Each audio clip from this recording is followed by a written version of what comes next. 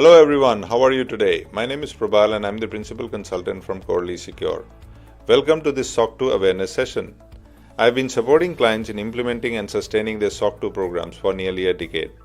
In this session, I will introduce you to SOC 2, what it is, why it matters, and how it helps organizations build customer trust.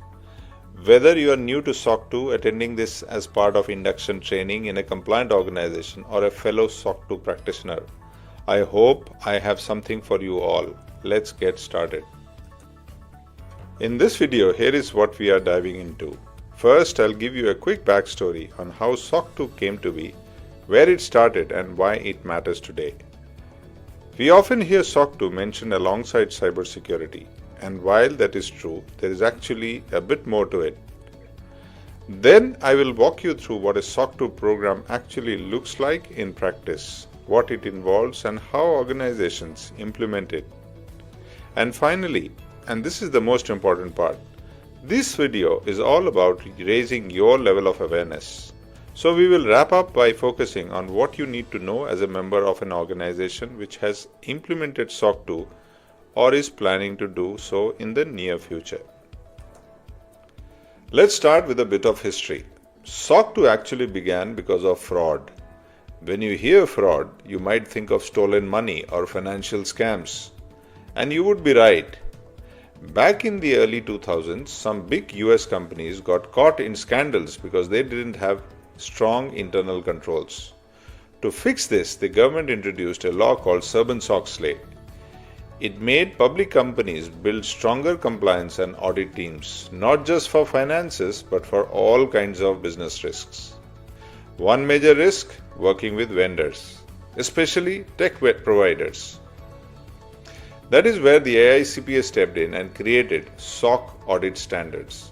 SOC 1 was made for vendors that impact financial reporting. SOC 2 was made for technology companies just like yours to prove they can be trusted with customer data and systems. And here is the key point. SOC 2 has become a go-to framework for cybersecurity. If a company does not have another security standard in place, SOC 2 is often what they use to show they are serious about protecting data. I know that's a lot of terms being thrown around, so let me break it down for you. AICPA stands for the American Institute of Certified Public Accountants. It is the organization that sets the standards for SOC 1 and SOC 2 reports. Every CPA who audits and issues these reports is a member of AICPA. SOC stands for System and Organization Controls. SOC 2 includes around 290 detailed requirements known as points of focus. As consultants, we help our clients figure out which of these apply to them and then support them in meeting those requirements. Let's talk about the 5 trust categories of SOC 2. Think of them as the 5 pillars.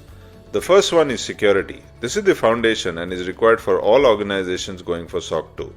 The other 4 are optional and depend on your business risks. Use them only if they apply. Availability is important if your service promises uptime like a data center. Processing integrity matters if your work needs accuracy and checks, like in finance or logistics. Confidentiality applies if you store sensitive data and need to control who can access it, like customer records. Privacy comes in when you are dealing directly with individuals, not just businesses. Think healthcare or apps with user profiles. Which ones apply to your organization? That often depends on what you do and your agreement with your customers. So, how do we actually know if an organization has achieved SOC 2 compliance? Do they get a trophy? A secret handshake? Nope. What you are looking for is a SOC 2 report. Whenever you are evaluating a technology provider, one of the first things to check is whether they are SOC 2 compliant. Think of it like checking restaurant reviews before choosing where to eat. Except instead of bad food, you are avoiding bad data practices. SOC 2 report isn't just whipped up by anyone. It is issued by a certified public accountant after they have audited the organization's controls. These reports can be anywhere from 30 to 150 pages long. The length depends on what is being covered and how deep the audit goes. Who actually reads these epic documents? Well, if you are evaluating vendors, you might have to. These reports have become the gold standard for assessing whether a service organization like yours is serious about security. By the way, there is also a SOC 3 report. That one is like SOC 2's cooler, more public-friendly sibling. It is a summarized version made for business to consumer settings where you don't need all the gritty details but still want to show off your security credentials. I'm sure you heard a lot of new terms. In this session, you will understand more about security controls and enterprise risks. But before that, let's explain the basics of risk assessment, a concept so ingrained in the overall SOC 2 implementation process. SOC 2 implementation is based on risk assessment. So here are some basics. Risk assessment involves the identification of an asset. Assets have threats. How do we remediate these threats? We apply controls to reduce the threat, which in turn helps protect the asset.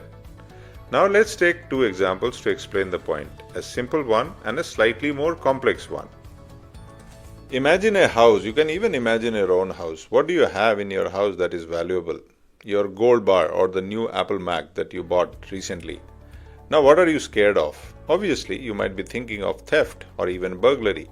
What controls you have in place? Perhaps a hidden room or the strong lock and key mechanism to prevent the threat. Is that correct? I'm sure you are getting the drift where this is going. Now apply the same concept to an organization. Does an organization has a threat? Of course it has. In fact, it has many. Let us take a simple case of fire in the building. What is the control? You may say, fire extinguisher. You are right. But you know what? I don't agree with you, and I say you need a business continuity plan that ensures you continue operations from an alternate location in case the primary building is unavailable, whether it is fire or any other reason. What do we have here? We have identified a vulnerability. There are two messages here. The first message is that you need to perform a risk assessment as part of SOC 2 compliance. The second message is that SOC 2 is a guide, not a standard checklist. The applicable control should result from the risk assessment, not the other way around. Got it? SOC 2 control areas touch upon both technical and non-technical domains. Here is a list and you can see almost all areas are covered. Since this is an awareness session, the point I am making here is that if you belong to one of these domains, then you will have the responsibility of ensuring SOC 2 controls in your function. Do you remember when I said SOC 2 is not just about cybersecurity? It can also be used for a number of other enterprise risk areas. This is often the case for most organizations which has taken SOC 2 implementation to a higher level. Here is a list of enterprise risk from public sources. For instance, an organization may use project risk as part of SOC 2 implementation. In the earlier section, I covered some of the basics of SOC 2 and how it covers enterprise risks such as cybersecurity. In this section, I will discuss what a SOC 2 program looks like. It consists of people, processes, and technology. Additionally, I will also talk about a SOC 2 compliance calendar. Let me explain one by one. SOC 2 compliance begins with establishing a strong governance structure led by top management, often including key figures like the CEO. To oversee and drive the program, a dedicated role such as a Chief Information Security Officer or a Risk and Compliance Officer is appointed. An internal auditor plays a key role as well, independently evaluating and reporting on the effectiveness of the organization's policies and procedures. Finally, functional teams and their members take ownership of the specific risks and controls relevant to their areas, ensuring accountability across the organization. Documented policies and procedures are a key piece of evidence when it comes to demonstrating compliance. But why do we need so many? The answer is simple: accountability. Let me explain with a common document that everyone signs, non-disclosure agreement. In this, you are not just signing paperwork, you are being informed of your responsibilities. Without that documentation, how would you know what is expected of you? The same principle applies across all areas of the organization. Depending on your function, you will be expected to read, understand, and follow the policies relevant to your role. These documents are not just formalities, they are tools that support clarity, consistency, and compliance. No conversation about cybersecurity is complete without talking about tools and technologies. So let's get into it. Now, here is a list of common security tools. But wait, before we dive in, let me ask you a quick question to get you thinking. When you received your company laptop on day 1 in this organization, which of these have been configured by your IT staff? Let's pick any 3. Go ahead, pause the video and think about it. Alright, got your answers? Let's talk it through. If you said antivirus, firewall and encryption, you're probably right. These are some of the most common and widely adopted controls. Now what about USB control? That is, whether you can plug in a flash drive and copy data. Well, this one is based on risk assessment. It really depends on the type of data you handle and how sensitive it is. Some companies might restrict USB access entirely, while others may allow it with or without extra monitoring. And guess what? Both can still comply with SOC 2 depending on the risks involved. So what is the key takeaway? The list of security tools and controls isn't one size fits all. It is based on risk assessment. Ultimately, the CTO or the security leadership makes these decisions, guided by the type of data the company stores and how critical it is to protect. So how do we know if SOC 2 governance is actually working? Well, there are a few key indicators, and while this isn't an exhaustive list, it gives you a solid idea. First up, we have got the compliance calendar. This lays out what needs to be done and when. Access reviews, business continuity tests, annual security awareness sessions, supplier risk assessments, and penetration testing. Does your calendar has these covered? Next, we look at the ongoing testing of controls across people, processes, and technology. Most organizations review and report on these monthly or quarterly to stay on top of things. Then there is the live risk register. This is where any newly discovered risks or weaknesses are logged, along with their potential impact, and most importantly, how they are being communicated and addressed. Another key piece, internal audits, usually done at least once a year. And finally, management involvement. How often does your leadership team talk about cybersecurity? Many organizations hold regular town hall meetings, monthly or quarterly, to keep everyone informed and aligned. So if you are seeing these things in actions, chances are your SOC 2 governance is active and effective. I'm sure you must have made the right decision by now. SOC 2 is awesome for your business. SOC 2 implementation has several benefits. It increases your business. If you are SOC 2 compliant, many new doors will open. Competitive advantage means it sets you apart from the competition by showing that you take data security seriously. The ERM program helps you identify and manage risks early before they become real problems. Optimal security means it creates a solid framework for protecting your systems, data, and people. And finally, with controls in place, fewer gaps exist for threats to slip through. We finally come to the section which you have been waiting for. As I said in the beginning, your SOC 2 implementation depends on your awareness.